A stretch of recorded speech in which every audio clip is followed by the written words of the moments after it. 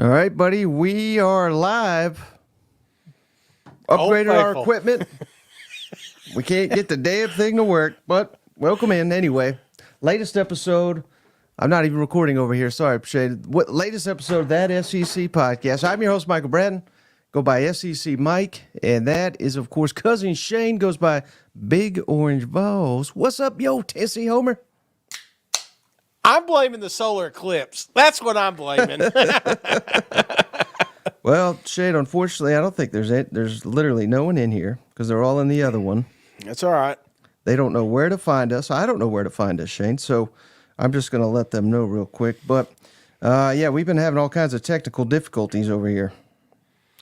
Yeah, I think it was either Calipari's fault or possibly the solar eclipse. Look at all this bourbon in the background, Mike. Got my Kentucky bourbon up. I thought it'd be a good day because I think two teams are actually celebrating in this one. Oh, Calipari. Oh, did you? Yeah, if you missed it, Shane, I was on Finebaum just a minute ago. Mm-hmm. And I said he's Nick Saban on the recruiting trail. He's Jerry Stackhouse on the basketball court because that's what he is. I don't understand. I love the Arkansas fans. I can't understand for the life of me why one of them will be excited about John Calipari as their head coach. He's a joke.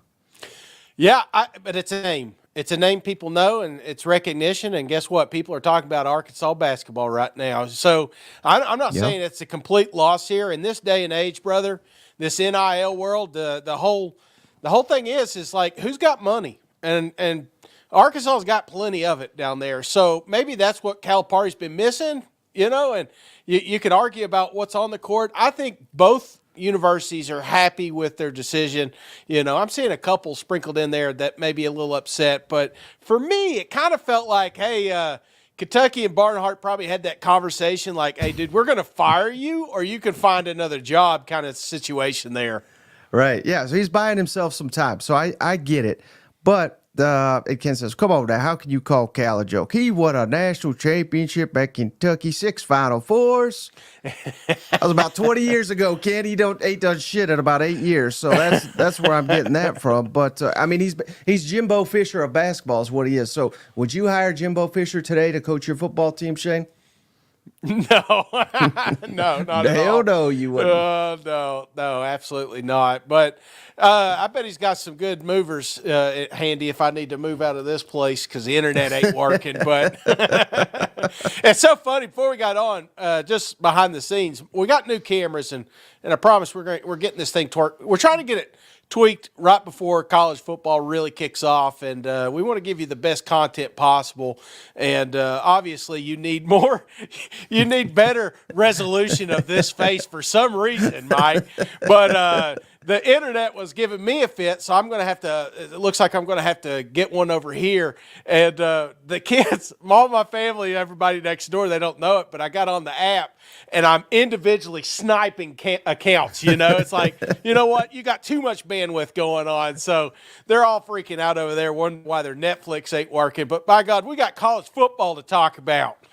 Right. And if anybody missed it, we want to give it a nice little plug here, Shane. Over the weekend, we finally went live with our Paul Finebaum in-studio interview. And we literally had no idea it was going to essentially be a roast of Cousin Shane. What, just your reaction, Shane, after you've had time to think about it? Now the video's out and everybody's seen it. Mm-hmm. But, Paul, it was like a comedy hour there. Well, therapy helps. Cold beer, a lot of crying in the pillow, So, man, I tell you what, Paul means well, and this isn't the first time we've ever met. We've hung out a few times, but he did come in with some zingers, and absolutely, I love it, man. Because if they don't show emotion, then they don't care. You know what I'm saying? And Paul's done everything he can to help us out, and I appreciate him taking the time to come on. And so, if I had to take a few hits for it to get some good content for you guys, by gosh, I'll do it every single time. Right. So yeah, go check it out. It's on the YouTube channel. It's going to be up there, and I promise you're not going to see another Paul Finebaum interview quite like this one where he basically berates one of the hosts for an hour. So go check it out. And speaking of a first time, Shay, we got to give a shout out to some podcast listeners, some big Georgia fans, Jordan and Danielle. Shay, they invited us to their wedding, which is coming up. Never been I've been invited to a wedding, but never a podcast being part of it, being invited to a wedding. But man, what a treat that was. That's awesome, man. That's absolutely awesome, and obviously a couple that listens to this pod together stays together. That's just it's just math. It's just science, you know. So I wish the best for that young couple, and I tell you what, it's awesome listening to the stories. I wish we could get over there, but I think I'm dwindling my PTO time right now. My boss is listening. Make sure I'm going to be on work tomorrow. So, well, and then speaking of first time, Shane, shout out to Bill Marshall, big Mizzou fan.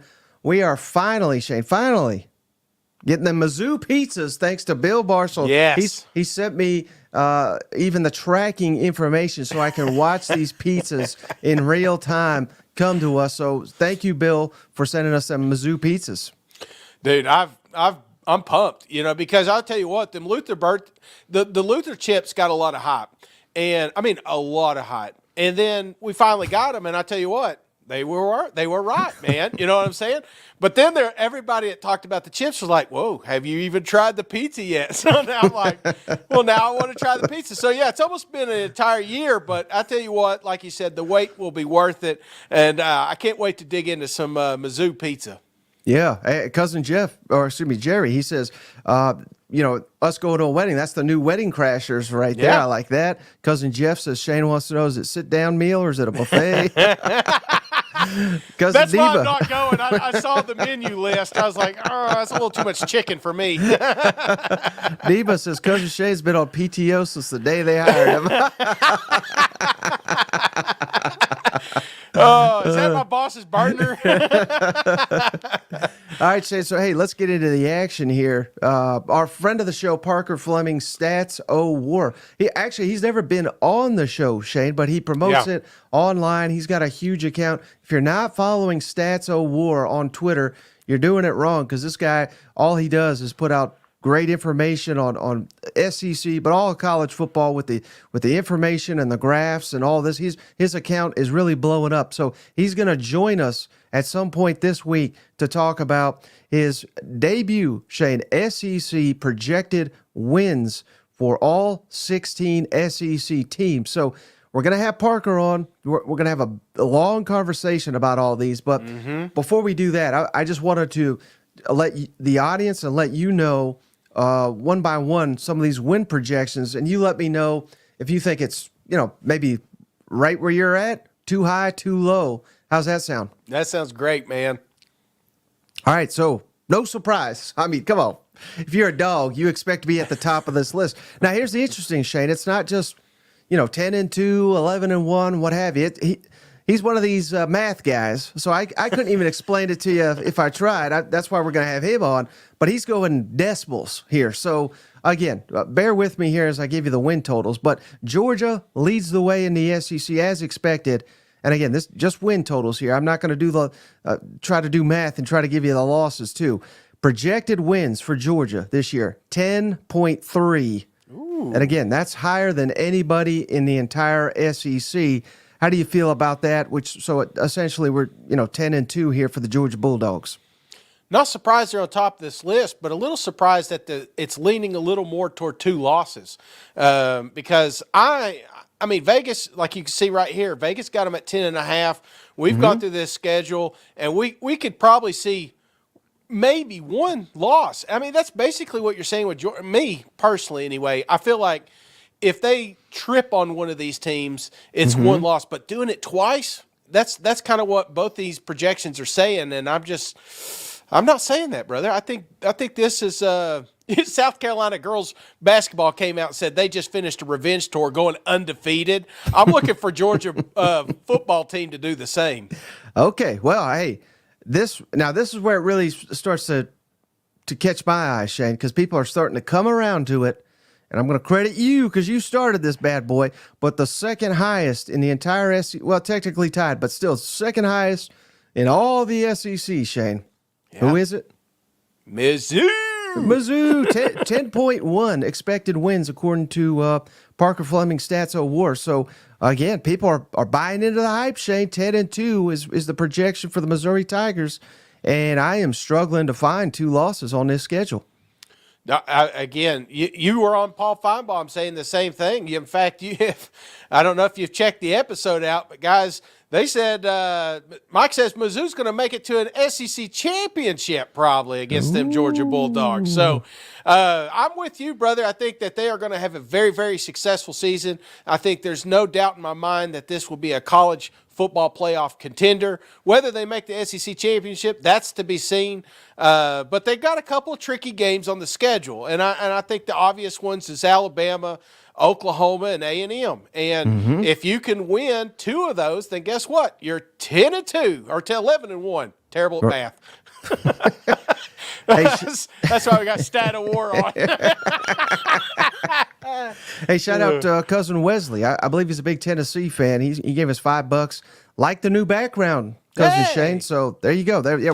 We're trying. We are truly a small independent show. I mean, when we improve something, we break 3 other things. So we've improved Shane's background. We broke everything else, but we'll get it figured out at some point. You know. And kudos. I wanted to bring the bourbon out. I just thought that was picture perfect for them Kentucky fans. You know, that's what this is. This is a lot of Tennessee wins right behind me. So I've got a few more in the garage I've got to put up here. And Mike's got a few goodies back there. If you guys got something that you want to send and make it to the shelf, just by all means send it to Mike's address. He'll get it to me and we'll put it up here on the show. Right, and because he donated, Shane, and he's a big Tennessee guy, let's kick it over to Tennessee's projected win total here again via Parker Fleming StatsOWar. Tennessee, 8.7. Again, it gets squirrely with these points, but so basically he's going the under here, which I could see it. I'm not predicting it, but that makes sense to me because it always seems like there's a game or 2 where Tennessee drops that we don't see coming. You know what? Yeah, and I think everybody knows the 2 that we're worried most about, but then you got Florida Gators. I know it sounds crazy. A lot of people down on the Florida Gators, but if you're a Tennessee fan, a true Tennessee fan, you know there's a lot of times you were expecting a win against that team and somehow you managed to squander it. So that one's got you worried. Oklahoma's always got you worried because it's early in the season. So, yeah, there's some little landmines, if you will, scattered through Tennessee's schedule here. So I'm not extremely upset with how his computer projections have this. I think if Tennessee walks away with the 9-win season, I think we'll be happy, but we are ultimately shooting for 10, you know. Cousin Nick, he's a Mississippi State guy. Every time he sees State on the schedule, he says, "Oh, that's a damn trap game right there, boys." So, yeah, be on the lookout for that. All right, so we haven't done Texas yet, Shane. Texas. So they are tied with Missouri, 10.1. So tied for the second most. So, again, that'd be interesting. I mean, I don't know. I guess 10.1 is less than 10.5, but I don't know how we get to the 0.1 here. But another analyst that's high on the Longhorns to come into the SEC and win double-digit games. I'll believe it when I see it, Shane.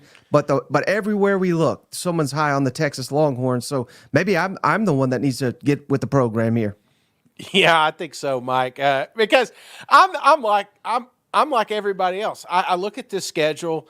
I think they just got such a favorable matchup, and I know that's easy to say here, in April. But we may lean back and find out that Oklahoma's got a really good team, or we may find out that A&M is really legit, and at the end of the season we got a damn football game because there's a lot riding on that one. So yeah, I could see 10 wins, 9 wins, something like that, but. Gut check, man. I'm going over here. I just think that the Longhorns came into a perfect situation. I think their roster is set up nicely to make a deep run in the SEC. Okay, how about now? This one really caught my attention too, Shane. And again, I'm not saying it can't happen. I'm just saying I would not have predicted this. LSU next on the board here, Shane, 9.2 according to Parker here. And again, maybe that is a factor of a lot of really good teams in the SEC this year. Maybe they kind of knock each other off to where because the way I'm looking at it, again, Georgia, Mizzou, and Texas, only 3 SEC teams projected to win at least 10 games, according to Parker. So we may only have 3 in the college football playoff. Who knows? I'm not saying we will or won't, but LSU at 9.2 here it's pretty surprising. Some of these teams that LSU's ahead of. Yeah, and I think the big deal is you're making a case start of the season. You know, there's 4 easy. No, I want to say easy wins. There's 4 very winnable games in the opening season, but we've said that with Florida State 2 years in a row, and LSU's always had this slow, sluggish start. So, is that where they find a couple of losses? I don't know, man. One thing I am hearing a lot of is LSU going to be extremely aggressive in this next portal. Something to keep an eye on, you know, adding some more competitive depth. I don't know. The more that we get into the spring here, the more I'm liking the over with LSU. And the fact that Vegas and Stats got 9 wins, I think there's a good shot you could find 10 pretty easy. Yeah, but 9 is going under. I know. You know what I mean? I get it. That's why it's tricky. Now this one, this is when I said this list is irrelevant. I ain't buying it. I'm going to give Parker a hell of a time here because he's got, Shane, the Ole Miss Rebels under 9.1 wins. And I'm just trying to figure out who in the hell is Ole Miss going to lose to this year, because I ain't seeing it short of at LSU. That's a toss-up. Oklahoma at home, perhaps, toss-up. Georgia, that's the one that's the only one that I can sit here today, Shane, and say I do not think Ole Miss is going to win that football game. And hell, they could win it. I mean, we can't, right? I mean, Ole Miss may be undefeated. You know, if Ole Miss is number 2 in the country, you're telling me they can't knock off number 1 at home? Again, I'm not picking it, but that's not something that can happen, I don't think. I think the neighbors start stealing your internet again, Mike, getting a little sideways on me. But that's what happens with Ole Miss, is everything's running smooth until it's not. And I think that is why people are afraid to put money on Ole Miss, because there's been so many games that Lane Kiffin has gone into thinking that, hey, there's a shot they could win. Hey, there's a shot they could blow this team out. And next thing you know, we got a competitive ball game in the fourth quarter. So I think it's just, you know, where did Stat have this one? Did he have it at 9? 9.1. 9.1. So he still has the under. So, right. Ugh. He's going under on all these. Yeah.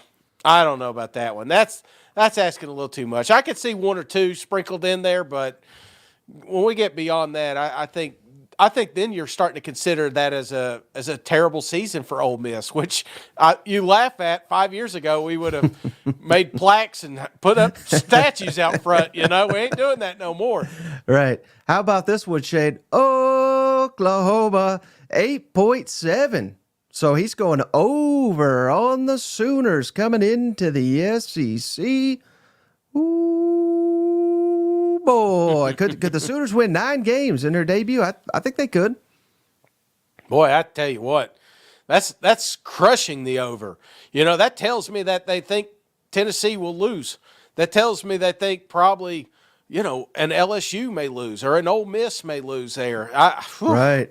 I don't know. The problem I'm having with Oklahoma is their depth, mainly up front. And you're looking at the meat of their schedule, brother. From October 26, you got Ole Miss, Maine, Mizzou, Alabama, and LSU. Brother, I don't know. I think – I'm not saying Oklahoma doesn't have a good squad, and I'm not saying that they can't be competitive every single Saturday, but to say they hit 9, well, that's a little risky for me, man. They may have to – may have to recheck that program he's on. Yeah, I maybe the batteries are going out on that damn calculator. You know what? How about this one, Shay? How fast are we going to run Caleb DeBoer's ass out of Tuscaloosa if the Crimson Tide go? He's got him at 8.5, so 8.5 wins for the Crimson Tide here. That's a full game under the expected over-under win total in Vegas here. So that caught my eye as well. Are we sleeping on Alabama at 8.5? 8.5. Is it 8.5? Well, that's what Parker's got it at, 8.5. Vegas got it at 9.5. Man, brother, that's a tough pill to swallow.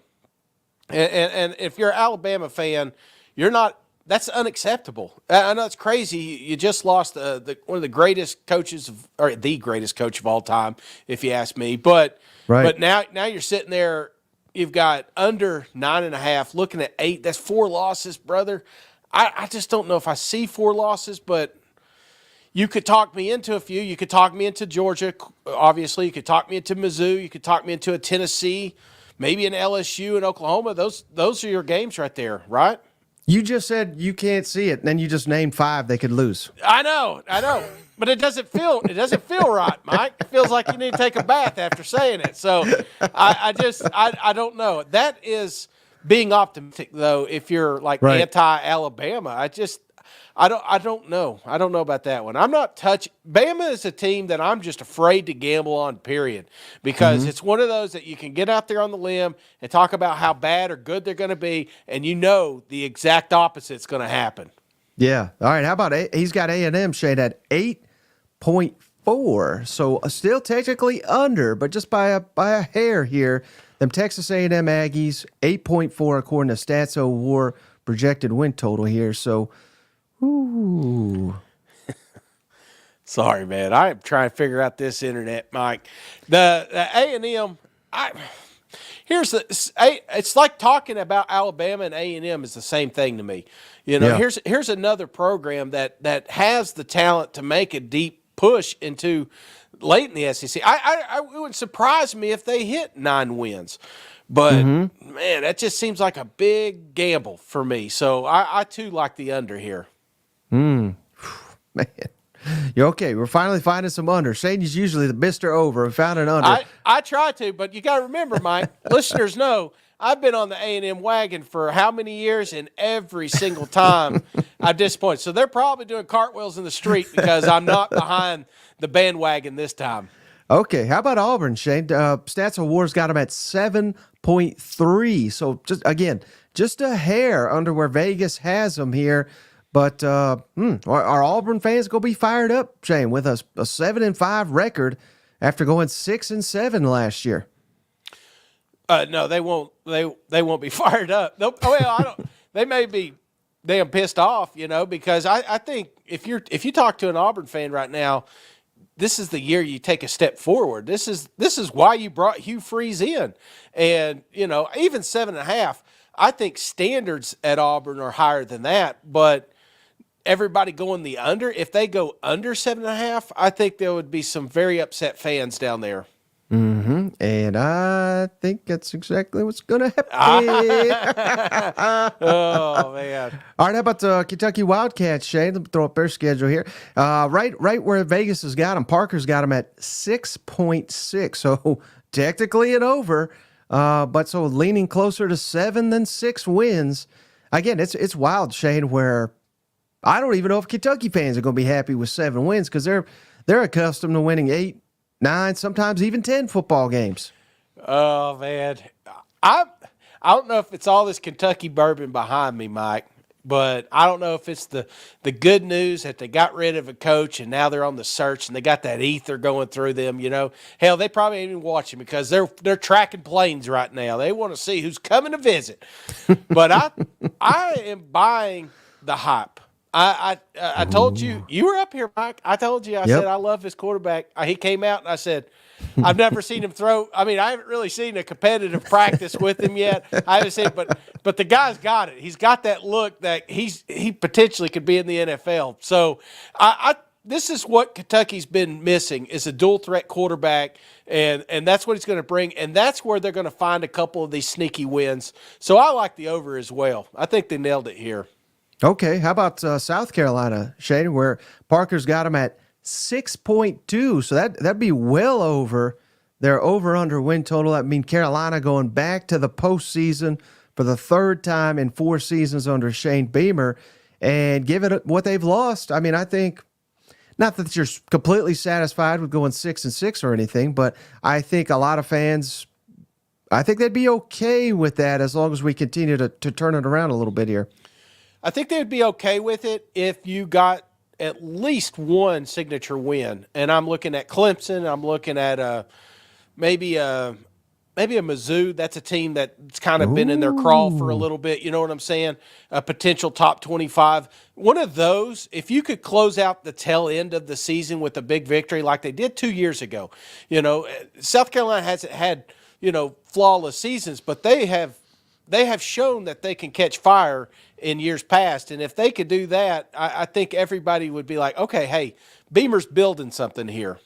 Right, and they catch Kentucky early, which is key with a new offense, new quarterback. Again, it's in Lexington, so I think you got to lean Kentucky there, but I think I'd much rather play Kentucky early than late this year. You catch an LSU pretty early with a new defense, with a new quarterback. That one's in Columbia. You could potentially steal that one. So, again, I could see the path to South Carolina making the postseason. And I think it would surprise a lot of people, but I think it's pretty realistic. Yeah, I think it's very realistic. And again, the South Carolina is kind of one of those wild card too because of all the transfers they've had come in. So, how does that gel back there? Sometimes it's great, sometimes it's bad. I mean, there's a chance it implodes, and we're talking about Beamer on the hot seat going into that next season. But there's also a chance that they catch fire and surprise a few teams, and all you need is two or three players to just exceed expectations, and then all of a sudden South Carolina's back in the mix. Now, my surprise team of the entire SEC, Shade, Vanderbilt. Florida Gator. And Parker's right here with me. He's got them over, Shade, at 6 wins. How sad is it, though, that we're sitting here in Florida saying 6 is over. We're getting over Billy year 3. He's doing a hell of a job losing half our games. But that's what it is, Shane. I think Florida's going to surprise a lot of people this fall. And if they make the bowl game, they better not lose it because that would be 3 losing seasons in a row. And I don't know, even if they do go over, Shane, if they go 6 wins, lose the bowl game, I think they'll fire Billy Napier. Yeah, I do too. And it's just that schedule is so brutal. It's just the first half, Mike. You got to find your first 6 games. You got to find your first 6 wins in the first 7 games. Does that sound crazy? To make this work, because right now there's not a sane person out there saying, "Hey, they're going to beat Georgia. They're going to beat Texas. They're going to beat LSU. They're going to beat Ole Miss, or they're going to beat Florida State." Maybe Florida State. Okay, let's throw that one out there just because I don't like the Seminoles. But again, I truly think for the 6-win season to happen, they got to do it right out of the gate. But if they do that, Mike, if they win 6 out of the first 7 and then lose the remainder of the games, like – we did it last year. We brought them back. I know, but 2 years in a row, I don't know, man. I'm the opposite of you. I'm not seeing it. I'm out on the Florida Gators. I apologize for the hate, but I'm not seeing it because I just felt like they got dealt a raw hand here. I love what they're creating, and if you can be patient this day and age, I think you got a good coach. I think Billy can be the guy, but I don't know. Not this year, man. All right. Well, hey, that's how Parker feels about Arkansas, Shane. I think he's sleeping on them Razorbacks. He's got them at 4.7 wins for them Arkansas Razorbacks. Oh, the disrespect. That's almost a full game under Vegas, Shane. I ain't buying it. I think Arkansas can surprise some people, but I get it. I get being skeptical of it, but I don't know. I think this is a team that could surprise a lot of people too. Well, I think that's my problem, Mike, is I just love Arkansas. I love Sam Pittman. I love the fans. There's just something about them. You find yourself rooting for them every single year, unless they're playing October 5th, But other than that, it's like, I'm very optimistic with them, and I don't know why I do that, but because I guess it's a version of some teams we've seen in the past, and you've got some question marks. You got a new quarterback, you got the coordinator, and I listened to Hot Rod. He got on Finebaum. He sent me a clip today, and he was talking about all the receivers coming back. I'm like, yeah. And then I'm watching Sam working with the offense. I'm like, by God, they're going to make they're back, baby. Arkansas's back, And and then all of a sudden you lose to Oklahoma State or something, and then you're just like, fire everybody, get them out of here. And then they dig up these clips, and they're like, look, Shane said they're going to hit the over. So, yes, optimism. Maybe it's in the beer, but I'm going over here with Arkansas, and I think that computer program is worthless. All right. Well, hey, another one. He's got Mississippi State going over. How about that, Sven? He's got Mississippi State 4.6. So just a hair over 4 point. I don't know how you get to 0.6 or whatever, but that's where he's got the Bulldogs, Shane. So they're going to steal a game. Hopefully they can steal two so we can get to the postseason into the debut season of Jeff Lebby. But let's look at it that way, Shane. If we're going to steal a game, who are we circling here? And let's look at conference teams, because I got to feel like we're going to beat all our non-conference, even though at Arizona State's tricky. Let's find us a non-conference win here, or excuse me, a conference win. Excuse me. Well, I just talked about him, but Arkansas is one that sits out there. I mean, let's not ignore what this game looked like last year. You know, if there was 14 points scored in it, you know, you probably won. So that's one. And then I don't know. Where's your other one? Florida? Maybe? Well, I think Florida. I think that's my surprise team. You know what I mean? Yeah. So you could surprise them. Gainesville or Florida's got a bad track record in Starkville. I know, I believe it was Dan Mullen won down there, but clearly there was a lot of emotion there. He knew that Mississippi State team well. Billy Napier cannot say the same about Jeff Lebby's group. So maybe September. I'll just tell you this: Florida better win in September 21st, because if they don't, Billy Napier ain't surviving much longer. Hey, Levy's got one game circled there, and it's that last one there at the Egg Bowl. So who knows? You may even see a scenario where they get destroyed by Tennessee and Mizzou, and they come limping into this thing, and next thing you know, we're deep in the third quarter with a tie ball game at the Egg Bowl. I think that would be awesome. So you never know with those, but it's still very, very tough to find those wins. Yep. All right, then final one here, Shane. Vanderbilt, StatsOWar, he's got them at 4 wins, which that'd be way over. Shane, we're hitting the over in Vanderbilt. We do this every offseason. We hype up Vanderbilt to hit the over. Man, we got to find 4 wins here, though, and that's the tough part. I don't know where he's getting that. What the hell is September 7th? The Double Spartans? What is that thing? What is that? I don't even recognize that team. Yeah, it's Alcorn State. Oh, well, what an interesting logo there. Well, there's your win right there. Georgia, I don't know, man. 4, shit, Mike. Where are you finding 4 at? Ball State, that's 3. Maybe we pull the upset at Georgia State. Their coach just quit on them and went. Now he's an assistant at South Carolina, so maybe we get that. So there we get to 3, but the 4th one is the one I'm struggling with. What if they start 3-0? They beat Tech in Nashville. That would be awesome. I don't think it's going to happen, but damn, let's just say that's what's got to happen. You got to beat Tech. That's it. Yeah. You can't. Yeah. Well, speaking of Vanderbilt, Shane, and this caught me off guard. I hope I'm not mistaken with this, but I think Vanderbilt's got a spring game tonight, and I don't think it's being televised or anything. I think it's just a practice.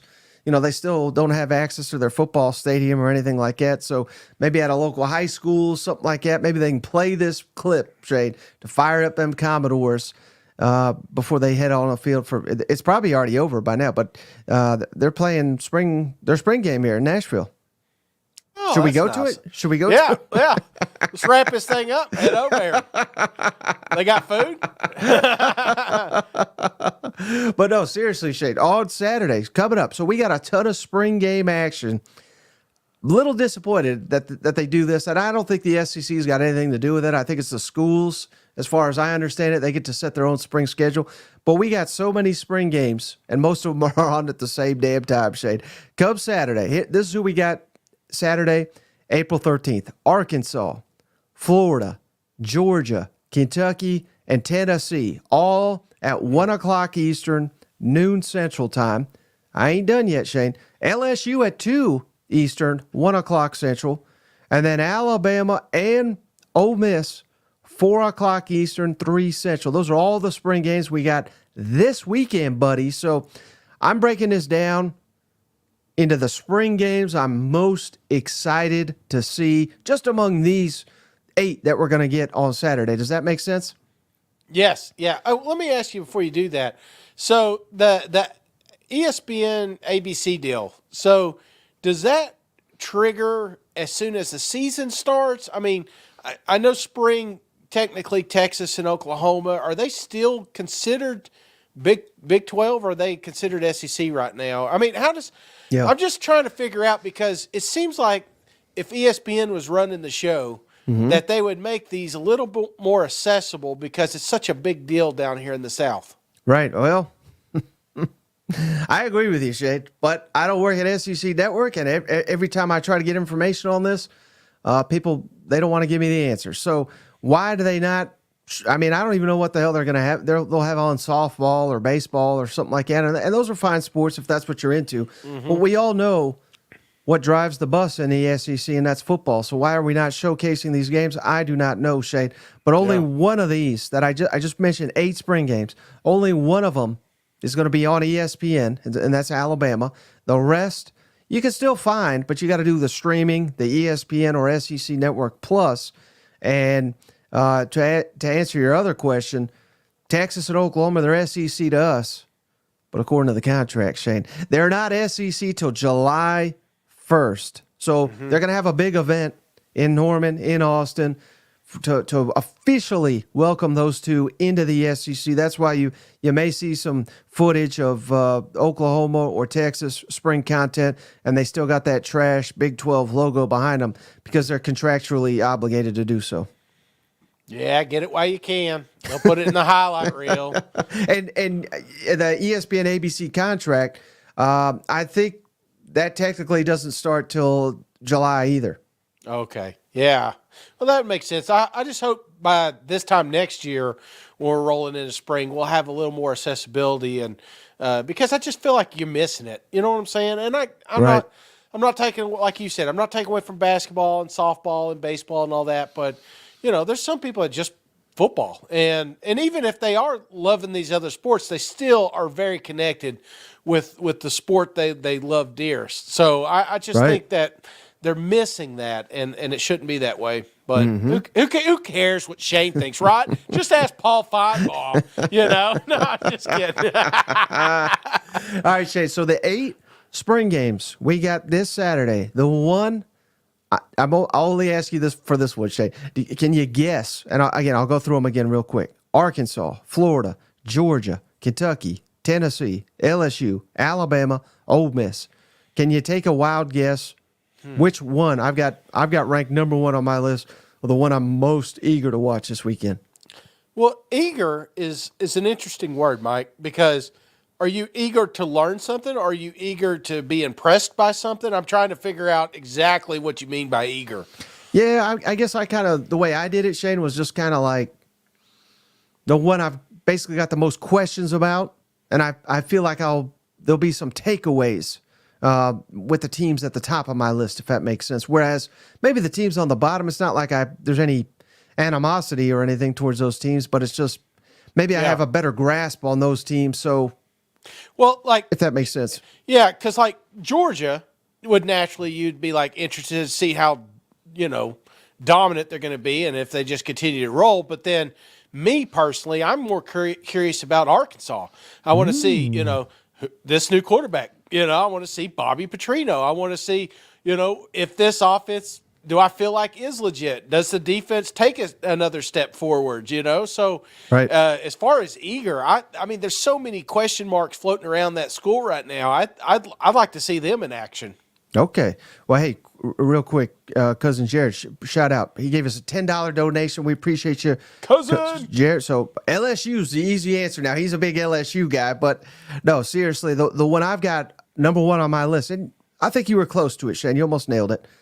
Alabama, Kalen DeBoer. Does Nick Saban appear? Not that it really matters or anything like that, but I'll just be kind of curious because, they never even did anything, which I thought was a little interesting. No press conference for him. I know he was there for the DeBoer intro, but no hell, he's already got a statue outside. I was going to say statue, maybe put out another statue. I don't know, but no official send-off for Nick Saban. That was interesting, but more than anything, I just want to see what this offense looks like in a Kalen DeBoer team here in Tuscaloosa. So many different things. What does the defense look like after Nick Saban being there for nearly 2 decades?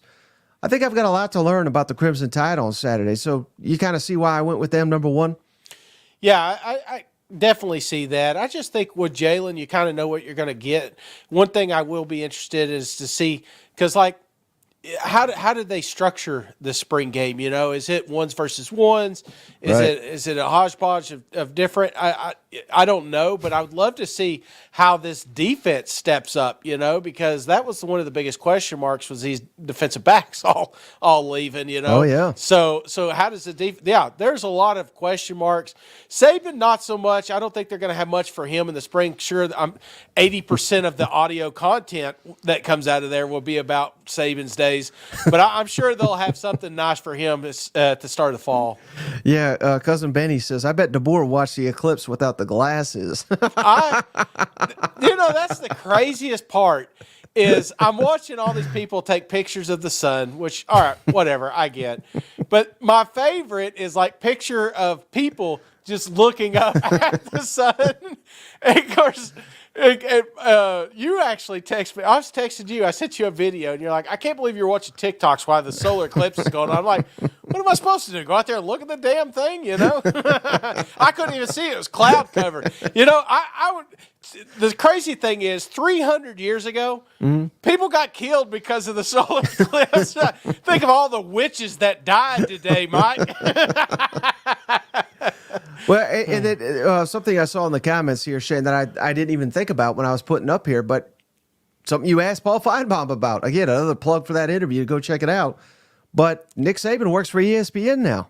Yeah. So what is his role? Will he be breaking any players down? Will he be talking about it? I mean, just anything he's got to say about Alabama. Who is better qualified to talk about it in the media than Nick Saban? So I have no clue. I don't even think Nick Saban will be there in that capacity, but it's a missed opportunity if they don't use him for that. I think they should. Well, if they need an ESPN guy to break someone down, I think that would be Paul Finebaum, you know, because that's something. No, I'd love to see Saban because you know he's going to hate it. That contract's not going to last long. He's going to do 1 year and then he's gone. He's bouncing like Tebow. All right, number 2 on my list, Shane, of who I'm eagerly wanting to see spring game is Saturday. Kentucky with your man Brock Vandagriff leading Bush Hamden's offense. What does this offense look like? What does this quarterback look like? They got the running back from Ohio State. They've added some offensive linemen, one from Tennessee, Mincy, we're very familiar with. I mean, this is a new look offense. They're going more tempo. They're picking up the pace in Lexington. They're drinking some bourbon back here. They got Mark Stoops back. They lost one Kentucky coach, but they didn't lose Mark Stoops. So I got a lot of intrigue with the Kentucky Wildcats. I think that's one to watch. Absolutely, and a fun one to watch, too, because I think they've got some interesting pieces coming in. How does it look on the field? And I want to just see how comfortable Brock looks. I think that's what boils down for me because he's the X factor of that squad right now. And for me to project him over as far as SEC wins coming up this season, I need to see some confidence, especially if you're just playing against your twos, you know? Right, yeah. So a lot of newness there with the Kentucky Wildcats. A very intriguing team in my mind. And then number 3, Shane, you nailed this one. Number 1 on your list, the Arkansas Razorbacks with Bobby Petrino offense, with Taylon Green, already the QB1 there, all the weapons he's got to work with. Luke Haas at tight end. Again, I don't have any clue how, if it's going to be full contact for Luke Haas. I mean, I think he will be based on what I'm hearing out of spring. I mean, he's a full go, but his season ended early last year as a star freshman. But a lot of newness with the Arkansas Razorbacks. Cannot wait to see them. And I truly think they are being underlooked by damn near everybody just because of how ugly it went. And a lot of people surprised Sam Pittman back. But the pressure's off. Everybody's already eyeing who's going to be the next head coach. I think that there's a real opportunity for Arkansas to sneak up on some people. Yeah, absolutely. And look for that locker room to just unite, similar to kind of what we're talking about with the Florida Gators, just everybody against you. And sometimes that galvanizes a football team. And you saw it last year with Mizzou, everybody against them, and then they just said, hey, we'll just go out here and kick some ass. That's what we want. That's why we signed Sam Pittman. This is why we signed Bobby Petrino. They could have made some other moves that were cheaper, but they did. I think they're giving them all the pieces, all the opportunities this year. And I think, everybody against you, sometimes that's a good thing. Yep. All right, how about number 4 on my list, Shane? Them LSU Tigers with the new quarterback, new offensive coordinator, new defensive. Please, thank you, Lord, for giving us new defensive coordinator and an infusion of talent on the defensive side of the ball via the transfer portal. I'm hearing that they just had an open practice, Shane, with the scrimmage and everything.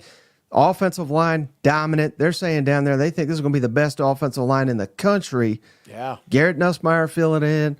They got an all-new receiving core. Guys that have been there before, but not technically starters, all across the board. So how do those guys look like in this new Joe Sloan, Cortez Hankton offense? That's going to be fascinating, but certainly the defense. Again, we won't give a full indication of what they are in the spring game, but I'm just fascinated to see Blake Baker. We know he loves to be very, very aggressive based on his years there at Mizzou, how quickly that is translating down there in Baton Rouge.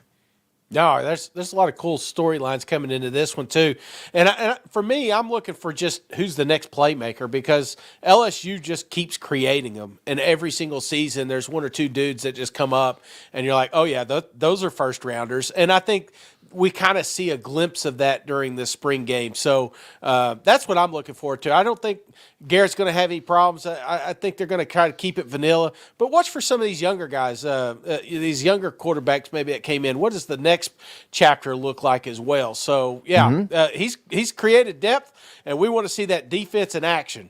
And number 5 on my list, Shane, the Ole Miss Rebels. Now, I got a good feel for what this team's going to be.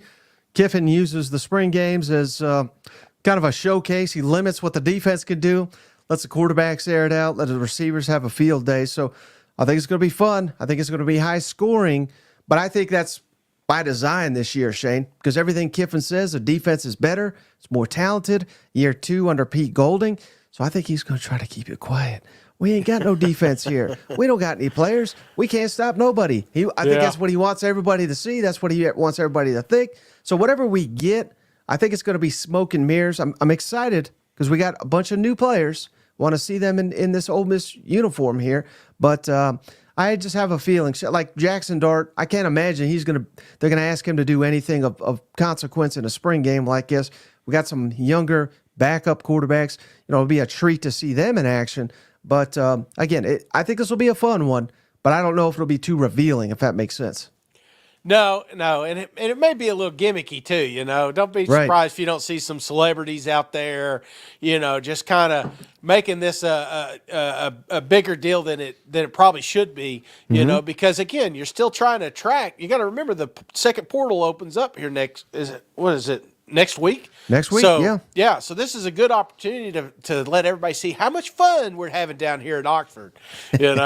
Maybe Morgan Wallen will show up if he gets out on probation. Well, speaking of him, Shay, we got number 6, Tennessee. Be excited to see what they got to showcase this Saturday with, of course, Nico, with a couple new receivers, new tight ends, not necessarily new running backs, but running backs stepping into a bigger role this season, of course, and so much continuity back. I'm fascinated to see Lance Hurd, their new left tackle, in uniform. But I'd put Tennessee a little bit higher on the board here, but it's not a massive. The offense and defense are the same. A lot of the familiar players returning. We're bringing back a lot of experience. Yeah. So I'm very interested. Josh Heupel typically likes to have fun in these games. Same as Kiffin, high scoring, showcase Nico, showcase some of these receivers. So it'll be a good time. I just don't know if we'll learn a ton from the Vols. No, probably not. Probably not. But it'll be fun, like you said. It'll be fun to watch. See how much development's happened with some of these new kids that have come in. What does Nico look like? I think that's the big one. Everybody's just excited to see him out there have the reins for a full season here. A couple of question marks will get answered as far as new faces, new places, but it's just a fun event, Mike. And that's one thing about spring games, brother. I think, if you have an opportunity to take, I say this every year. I'm going to say it now, Mike. PSA here, public service announcement. If you got a chance to go to a spring game, go. If you got a nephew or a niece or something like that doesn't even watch football, take them. Mm-hmm. One of my first football memories was going to Neyland Stadium for an orange and white football game. And I don't remember who won. I don't remember who played. I don't. But I remember walking around seeing, because we went early and we got to get autographs from all these giants. I mean, when I was a little kid, they were just giants among men, and we got to talk to Johnny Majors. There's a picture me and my brother got next to Johnny Majors, so that sticks with me more than any football game I ever went to. So if you have a chance to get to one of these spring games, and I know it's maybe not as entertaining as a regular football game, but it is to these little kids. So have some fun, go out there and have a blast. So there's my little, like I said, my little PSA for spring games. And you never know. That's how you plant that seed. You create another SEC football fan. You know what? Absolutely. You may be taking a future recruit there. So, all right, number 7, Shane. I got Florida Gators. Again, last year was ugly. It was one of the worst spring games I've ever seen in my life. So I'm hoping we get a little bit more competitive performance than that. I am very interested in seeing DJ Lagway, the 5-star freshman quarterback. So maybe Florida could be a little bit higher. But, again, defense, we want to see improvements on that side of the football. We got some new weapons to work with on offense. But I know I've been hyping up Florida, Shane, but it's just not an exciting brand of football. And I don't know that Billy Napier has any clue what he's doing when it comes to making spring game fun for the fans. No, not so much, but I would have them higher on the list because it felt like last year that was part of the problem. Is some of the confusion, some of the mistakes that we saw in the spring kind of bled into that fall. So do we see more of a well-rounded football team now that you've got a returning quarterback? I mean, they got a lot of returning talent, so you're looking at programs that should be hitting on all cylinders. Florida Gators are one of them. So that's why I'm more intrigued because, like you said, there are a couple of new pieces obviously in play here. But what does it look like this season? Now that some of these boys got more weight on them, now they got more speed on them, more chemistry. I just think that, I don't know. I think it's going to be an interesting spring game, to say the least. Cousin Dale says, parents, just don't give your kid a beer. Shane got drunk at age 9 at that spring game.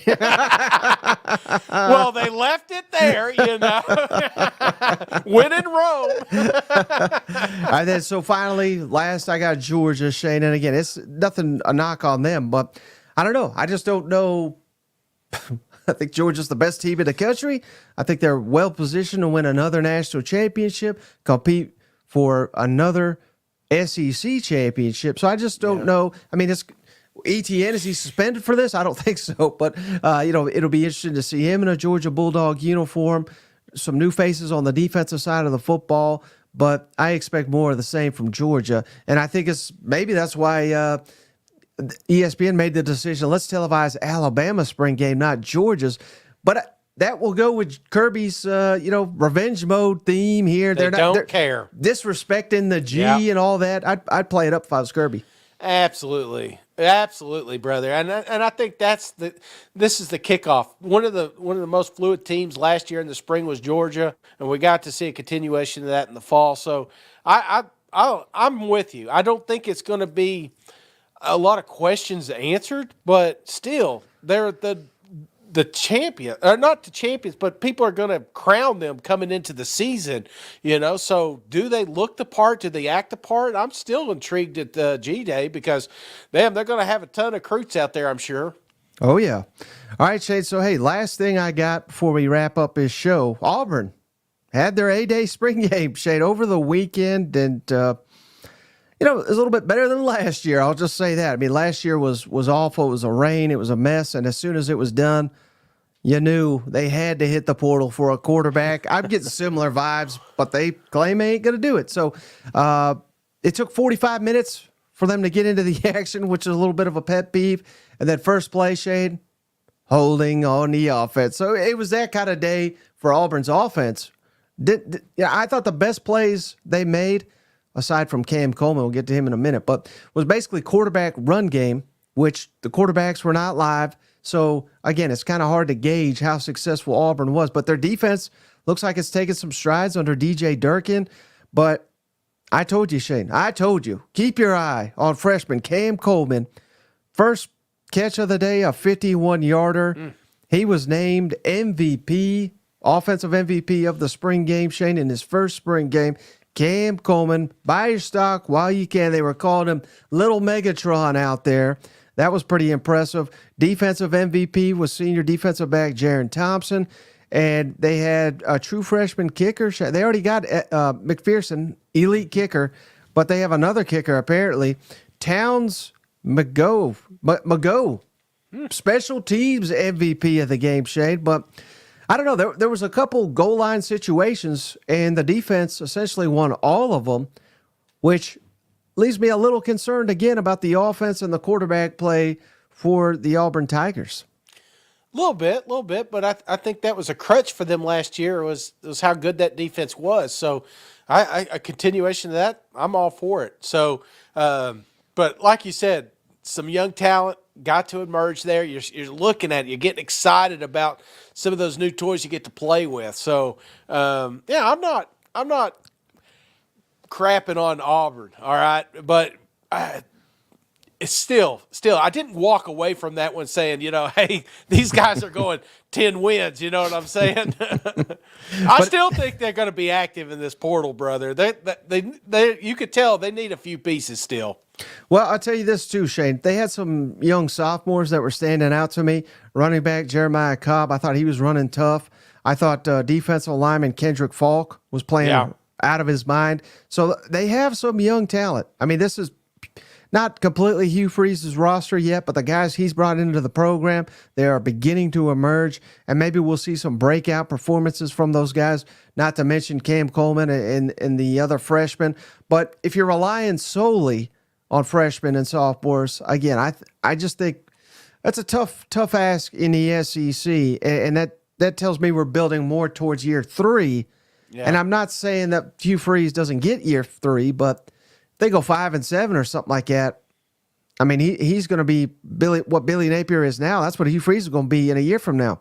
Yeah, no, I get it. And you're not supposed to just like overreact, but this spring game, I did walk away a little bit more optimistic about Auburn than maybe this time last year, Right. Well, that makes one of us. I'm just saying, man. I don't know. I don't know. Something about Auburn. The club's got some dudes, like you said. They've got pieces and they show flashes, but it's going to take great coaching and Hugh. It's got to be dialed in all 12 games. Yep. All right, buddy. Well, we went about an hour here, so you got anything else before we hop off the line? No. Again, it was great to see the solar eclipse today. It was fun. No, it was just. I'm glad I'm feeling better. It's been a while, brother. I was down there for a little bit, so it's good to finally be able to breathe again and to hang out with you, talk about college football. I appreciate everybody that's stuck around this long, man. We've grown together. There's some dudes I see on Twitter, and I'm just like, I remember you from 8 years ago. You know what I'm saying? And they just kind of hang in there. So I appreciate all the support. We wouldn't have this show if it weren't for you. And I know the Finebaum interview was fantastic, but if you get a chance, be sure to like. Be sure to share it on your social media and stuff because that was a big moment for me, man. That was that meant a lot. Paul coming in there. We've got a couple more that you're going to see here in a little bit that I was just as happy to get. But it's the support you guys have done and girls, and that I tip my hat and thank you at the bottom of my heart. Yeah, I probably should have led with that too, Shane. I forgot. Appreciate you with those comments there. But the game plan is we got 5 more interviews just like that. So Yeah. I'm going to try to roll those out Saturday night moving forward. So it'll be 5 Saturdays in a row. Give you guys extra content on the YouTube channel, on the podcast feed. So don't go anywhere. And after that 5, we're going to try to get even more guests in studio. So we ain't wrapping up anytime soon. Just trying to make this show as fun and as entertaining and as unique as we possibly can during the off season. So we thank each and every one of you for hanging out, especially those on the live show. But we'll catch you on the next one. All right. See you guys. Go Vols.